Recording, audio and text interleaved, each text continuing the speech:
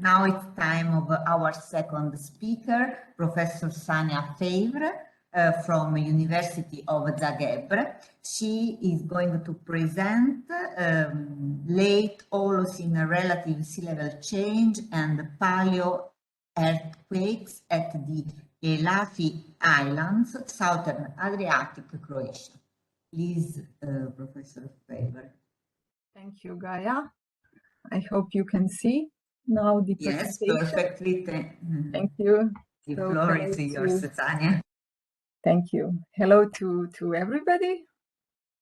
So, as you have just heard, I will talk about late Holocene relative sea level change and palaeoearthquakes in the southern Adriatic in Croatia. So the eastern Adriatic coast is considered to be tectonically active area, particularly its northern part, which is assumed to be a generally subsiding environment. But recently, in last 15 to 20 years, we have more and more new data revealing, in fact, uplifting along the eastern Adriatic coast related to primarily to central Adriatic. So we have up to now obtained evidences from Brusnik Island and from Velika Palagruža Island. And now we have just recently obtained completely new data on uplifting related to the southern Adriatic, which I will show you today. So in these studies, we used fixed biological indicators and combined them with the geomorphological indicators. One very good sea level indicator on rocky coast are bioconstructions built by alga Lithophyllum bisoides, which form lithophyllum rims. One of those you can see here in the figure. Why they are very good? Because in fact this alga lives in a very restricted environmental conditions, in fact in the intertidal zone, so the error bar is relatively small, so the precision is plus minus 10 centimeters. So these sharp environmental conditions are also reflected in organic fractions of delta C13 values of the alga. And what is the most important thing is that this alga could be dated using C14 and allows us to create high-resolution geochronologies. So as we work within a very short period of time, often 2,000 to 3,000 years, we first engage the studies of radiocarbon reservoir effects of the alga and also some shells in the Mediterranean. And we find out that, in fact, the alga has lower reservoir ages than the global surface was reservoir ages, and so it has a reservoir age of 336 plus minus 47 radiocarbon years.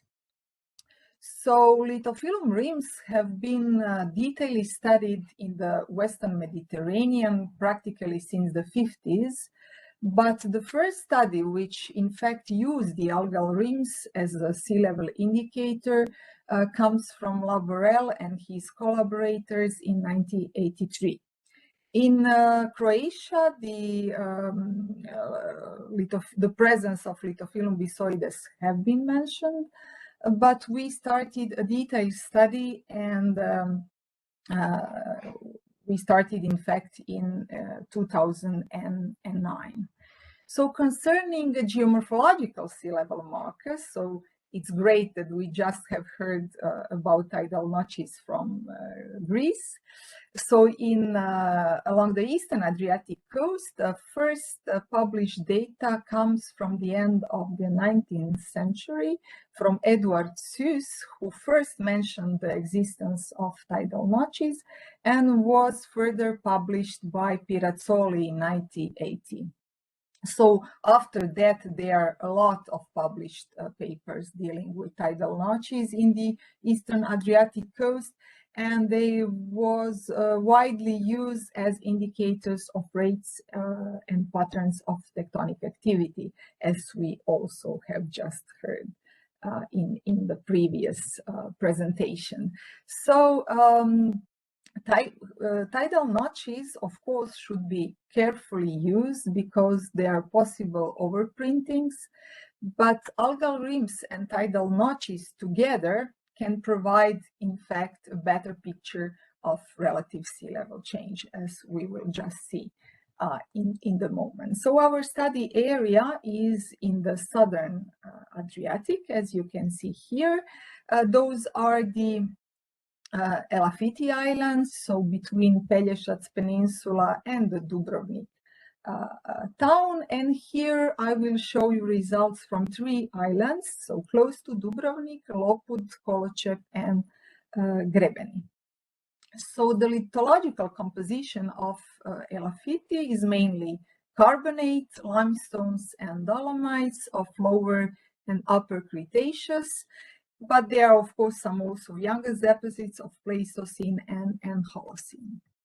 So the Elafiti Islands are situated near the external front of the Dinarids, where seismicity in Croatia attains one of its highest level, as you can see here in the figure. The focal mechanisms in the area show reverse and transpressive faulting.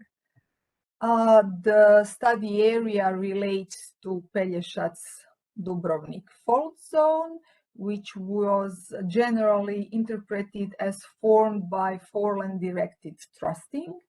But some more recent interpretation interpret, in fact, this area as a combination of older thrusting and younger Pliocene to Holocene strike-slip faulting. So here we analyzed 11 locations, 2 on Lopud, 7 on Holocene, and 2 on Grebeni. We provided 77 samples, sea level index points of radiocarbon dates, which were prepared. The samples were prepared in radiocarbon laboratory in Zagreb, and the measurements have been done in USA. The sea level trends at Lopud Island were quantitatively defined using errors in variables integrated Gaussian process model with full consideration of available uncertainty. So here at Lopud, we studied 2 locations, one with algal rims and relatively close, the second one with tidal notches. And you can see here the uplifted algal rim and the uplifted tidal notches. So here we, at Lopud, we analyzed 23, we obtained 23 sea level index points, and from which we created this relative sea level curve. You can clearly see in the curve that we have a relative sea level rise, but we also have 2 denivelations, one smaller between 800 and 1100 years, and the second one related to 60-67 Great Dubrovnik earthquake, which is well marked, and it is of about 42 centimeters, plus minus 10. Of course, this is the error bar. So here we sorry, I don't know. It's okay. So we look at archaeological data, and it was interesting that we find out that studying old churches in Dubrovnik town, one of those, San Stefan in Pustierna Church, which was constructed at the end of beginning of the 9th century. So the authors studied particularly and dated bones and charcoal samples. And what is interesting here that the charcoal samples are interpreted as consequence of fire, which relates to earthquakes. And when we compare their data from charcoal, in fact, it corresponds very well with this denivellation in our data. And furthermore, during the much bigger displacement, as it is clear here, during 60-67 Dubrovnik earthquake, this church, in fact, was destructed. So the Great Dubrovnik earthquake struck on 6 April 1667 and damaged great part of Dubrovnik, and the city was subsequently devastated by fire. But there are many evidences, for example, from Dutch consul Van Dam and Fra Vitale Andriasci or Frank Bobalic. So they provided numerous descriptions in which they underlined that Lockwood Island was strongly affected, that all houses were destroyed, and only 42 people survived. So these displacements of 42 centimeters can be related to an event of magnitude of 6.5, what is in accordance with previous estimates, for example, of Bennett, or even much closer to a paper of Albini and Rovida, which talk about 6.4. So here, of course, as we have observed, the uplifting was also discerned through tidal notches, which are today 25 to 30 centimeters above mean sea level, but they are obviously uplifted during the 1667 event. So what is interesting here that we can relate the formation of tidal notches, in fact, to this period before the earthquake, where we have a relative sea level change of around 0.3 to 0.4 millimeter a year, and the period of time needed for tidal notches of around 500 years. So this is absolutely in accordance with modeling results of Schneiderwind, who explained that in fact tidal notches are formed also because we always relate tidal notches to periods of stability, but in fact we could have a minor motion. So Schneiderwind et al. Modeled that we can talk about less than 0.5 millimeters. So here we observed in the field that we have in fact a relative sea level change of 0.3 to 0.4, so it's very close, lower than 0.5, and the notch could be created. We further modeled our data to obtain the quantitative further analysis, and we also relate our data which are first corrected for co-seismic movements, and then we compare them with GEA glacial isostatic adjustment models.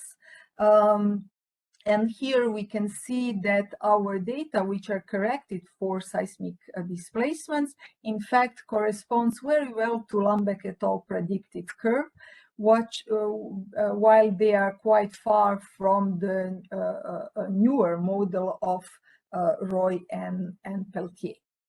We further subtracted the GEA values from our models, and in fact a sea level change for the common era of around 20 centimeters. So we are now going further south. So we are going to the next two islands, to Kolocep and Grebeni. So we are approaching more Dubrovnik. Here, with algal rims and tidal notches, we also studied lithophaga borehole upper limits. So at Lockwood Island, at which just have observed, we had one paleo shoreline level, but here at Kolocep and Grebeni, we in fact were able to distinguish two paleo shorelines. So one 60 to 90 centimeters above the recent mean sea level, and the second one 25 to 40 centimeters above. So here we studied 9 locations with in detail, and we made 54 radiocarbon analysis. So here you are looking our results of related to our first 2 locations, where we clearly observed it Lithofaga borehole upper limits on both figures. And you can see here the obtained relative sea level curve. You can clearly see the relative sea level rise.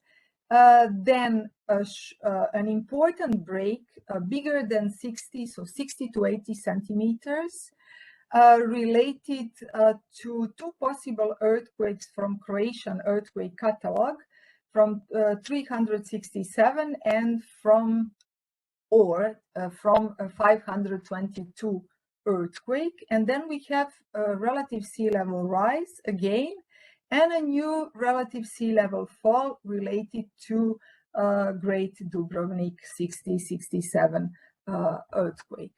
We are moving further to the southeast. So the next 2 locations, we have again uplifted borehole upper limits and uplifted tidal rims.